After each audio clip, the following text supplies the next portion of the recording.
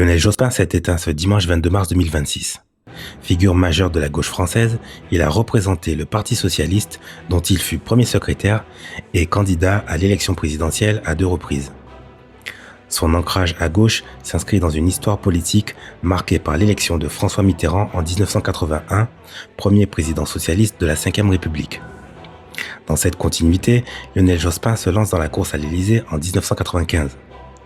Arrivé en tête au premier tour, il s'incline finalement face à Jacques Chirac avec 47,36% des suffrages.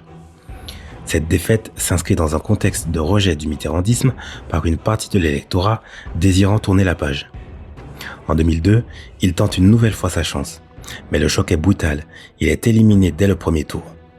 Devancé par Jacques Chirac et Jean-Marie Le Pen, il annonce son retrait de la vie politique. Une sortie nette à l'image de son style. Pourtant, réduire Lionel Jospin à cette défaite présidentielle serait passer à côté de l'essentiel. Son passage à Matignon reste l'un des plus marquants de la Ve République. En 1997, après la dissolution de l'Assemblée nationale décidée par Jacques Chirac, Lionel Jospin parvient à rassembler une coalition inédite, la gauche plurielle. Cette dernière réunissait des socialistes, communistes, écologistes et radicaux.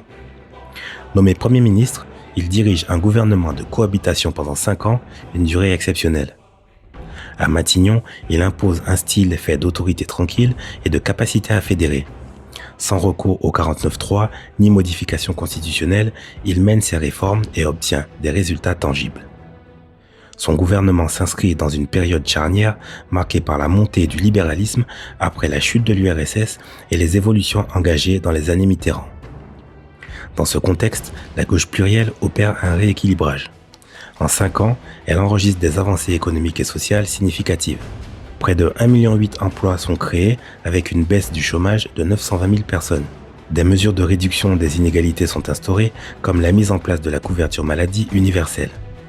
Au-delà des revers électoraux, Lionel Jospin laisse l'image d'un Premier ministre solide, dont l'action a profondément marqué la vie politique française.